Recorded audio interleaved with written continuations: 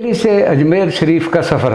Train Ajmer Sharif کے لیے روانہ ہوئی تو رات کے 10:30 بج چکے تھے۔ ہم نے کھانا کھایا اور سو گئے۔ صبح جب آنکھ کھلی تو معلوم ہوا کہ ہم اجمیر شریف پہنچنے والے ہیں۔ جب ہم اجمیر شریف ریلوے اسٹیشن پہنچے تو ہمارے قافلے کا بھرپور استقبال کیا گیا۔ وہاں پر صحافی، فوٹوگرافر اور ٹیلی ویژن کے نمائندے موجود تھے۔ ہم سب کے گلوں میں پھولوں کے ہار ڈالے گئے اور پھر بسوں میں بٹھا کر ہمیں رہائش گاہ تک پہنچا دیا گیا۔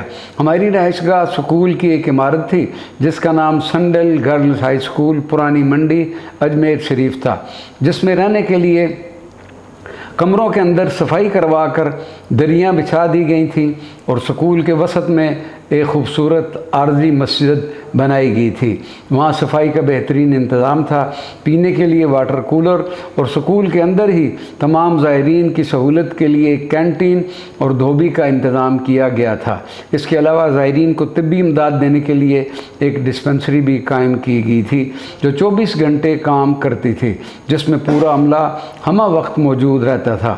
الغرض ہماری رہائش میں تمام ضروری سہولیات بہم پہنچائی گئی تھیں، جن کو دیکھ کر حکومت کے احساس ذمہ داری، مہمان نوازی کو واضح طور پر محسوس کیا جا سکتا تھا۔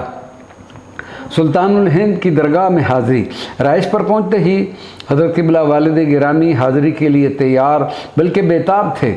آپ نے اپنے ساتھ چاچا محمد نذیر کو لیا اور روانہ ہو گئے، مگر ہم نے کچھ دیر اپنے کمروں میں آرام کیا اور پھر تیار ہو کر خواجہ خواجگان عطائے رسول صلی اللہ علیہ وسلم کثیراً کثیرہ ہند الولی غریب نواز حضرت خواجہ معین الدین چشتی اجمیری رضی اللہ تعالیٰ عنہ کی بارگاہ عالی میں حاضری کے لیے روانہ ہوئے۔ حاضری میں ہم حاجی رحیل صادق کے ہمراہ تھے۔ جوں جوں ہم درگاہ حضرت خواجہ غریب نواز کے قریب ہوتے جا رہے تھے، دل کے اندر خوشی و مسرت کی ایک لہر سی چلتی جا رہی تھی۔ ہر طرف حضرت خواجہ غریب نواز کے پروانے اپنے مرشد کی درگاہ کی حاضری کے لیے جذب و مستی کے عالم میں رواں دواں تھے۔ پھولوں کے ٹوکرے اور چادریں آپ کے روضہ اطہر پر پیش کرنے کے لیے لے جا رہے تھے۔ جس طرف نگاہ اٹھتی تھی خواجہ غریب نواز کی درگاہ کے انوار و تجلیات کے اثرات نمایاں نظر آتے تھے۔ ہم دربار شریف کے مغربی صدر دروازے سے مزار کے پہلے حصے میں داخل ہوئے جس کا نام نظام گیٹ ہے، تو جلووں اور نور کی جگمگ میں خواجہ خواجگان از خواجہ غریب نواز کی درگاہ چمکتی محسوس ہوئی اور دل میں عقیدت و محبت کے جذبات انگڑائیاں لینے لگے۔ ایسا لگتا تھا کہ خواجہ خواجگان کے زمانے میں پہنچ گئے ہیں۔ یوں محسوس ہو رہا تھا کہ سب فاصلے ختم ہو گئے ہیں اور ہم اپنے خواجہ کے قدموں میں بیٹھے ہوئے ہیں۔ درگاہ شریف کا تعارف۔ موجودہ درگاہ شریف 4 بڑے احاطوں پر مشتمل ہے۔ احاطہ نقار خانہ، احاطہ عثمانی دروازہ، شاہجہانی دروازہ، بلند دروازہ اور اکبری مسجد پر مشتمل ہے۔ احاطہ صحن چراغ۔ اس احاطہ کے شروع میں دائیں طرف 125 من کی دیگ، سما خانہ، وسیع صحن اور بائیں جانب 60 من کی دیگ، حجرے اور احاطے کے بالکل وسط میں ایک ہشت پہلو گنبد نما چھتری بنی ہوئی تھی جس میں متعدد چراغوں کا حامل ایک چراغدان ہے جس کو صحن چراغ کہتے ہیں۔ اس کے علاوہ یہاں ایک محفل خانہ بھی ہے جسے نواب شبیر الدولہ نے اپنے فرزند معین الدولہ کی ولادت پر تعمیر کروایا تھا۔ احاطہ ہے آستانہ۔ اس احاطہ میں روضہ پاک، حضرت خواجہ معین الدین چشتی اجمیری، شاہجہانی مسجد، سندلی مسجد، مسجد اولیاء، قبور اور حجرے وغیرہ ہیں۔ 4 جاری اور جھالرہ بھی اسی احاطہ میں ہے۔ احاطہ 16 کھمبا۔ اس احاطہ میں شیخ حسین اجمیری اور خواجہ غریب نواز کے دیگر عزیز و اقارب آسودہ خاک ہیں۔ حدود اربع درگاہ شریف۔ درگاہ شریف کے شمال میں درگاہ بازار، جنوب میں جھالرہ، مغرب میں سڑک ترپولیا دروازہ اور مشرق میں گلی لنگر خانہ ہے۔ درگاہ شریف کے 21 دروازے ہیں جو درگاہ شریف کو شہر کے مختلف حصوں سے ملاتے ہیں۔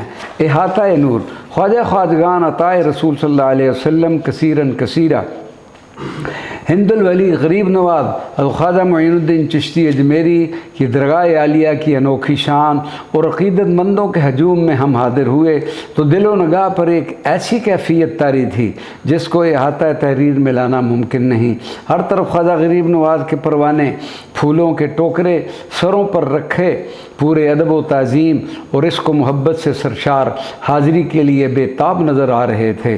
پھول اور چادریں پیش کرنے والوں کی تعداد اس قدر کثیر تھی کہ دربار کے اندر داخل ہونے کے لیے لمبی لمبی قطاریں لگی ہوئی تھیں اور لوگ اپنی عقیدت اور محبت کے پھول پیش کرنے کے لیے انتظار میں کھڑے تھے۔ ہم بھی ان پروانوں کے ہجوم میں شامل ہو گئے۔ مزار اقدس میں حاضری اس قدر مشکل تھی جیسے حجر اسود کو بوسہ دینا۔ اسی طرح رش اور دھکے بازی سہتے ہوئے ہم بھی روضے کے اندر داخل ہوئے اور اپنے خواجہ کے دربار گہربار میں حاضری دی اور سلام پیش کیا۔ بے پناہ رش کے عالم میں روحیل بائی کی مدد سے میں خواجہ غریب نواز کے قدموں کی طرف بوسہ زن ہو سکا اور اس طرح اپنے دل کی تمنا پوری کی بقول کسے بوسہ زن بر آستان کاملے۔ حاضری کے دوران مزار مقدس کے اندر رکنا ممکن نہیں ہوتا، اس لیے کہ لاکھوں لوگ خواجہ کے سنگ آستان کی زیارت کے لیے انتظار میں کھڑے ہوتے ہیں۔ حاضری کے دوران ہی خادم درگاہ کی طرف سے ہمیں دھاگے اور پھول بطور تبرک دیے گئے اور پھر ہم خواجہ غریب نواز کے دربار اقدس کی مشرقی سمت برآمدے میں آ کر بیٹھ گئے اور دوبارہ بیٹھ کر حضرت خواجہ صاحب کے حضور فاتحہ و سلام پیش کیا اور تمام عزیز و اقارب اور دوستوں کے لیے دعائیں کی۔ اس کے بعد ہم خواجہ صاحب کے آستانہ سے باہر نکل کر دربار کی جنوبی سمت آ گئے، جہاں سے دوستوں نے کچھ نگینے وغیرہ خریدے اور پھر شام کو واپس اپنی رہائش گاہ پر آ گئے۔ راستے میں ہر طرف خواجہ صاحب کے عرس میں شامل ہونے والے زائرین کا رش موجود تھا اور ہر ایک خواجہ صاحب کی محبت میں مگن اور بے خود نظر آ رہا تھا۔ کوئی تو مستی کے عالم میں حاضری کے لیے بے قرار دربار کی سمت رواں دواں تھا اور کوئی وصل و قرب کے حسین لمحوں کو گلے لگائے خواجہ کے آستانے کی حاضری اور زیارت سے شاد کام ہو کر پر مسرت واپس جا رہا تھا۔ یہ سب حسین نظارے اہل دل کے لیے بے حد خوش کن اور مسحور کن تھے۔ ہم بھی انہی خوش نصیب لوگوں میں خود کو شامل سمجھ کر ایک عجیب انوکھی خوشی محسوس کر رہے تھے۔ شام کو ہم اپنی رہائش گاہ واپس آ گئے اور نمازوں اور کھانے سے فارغ ہو کر آرام کیا۔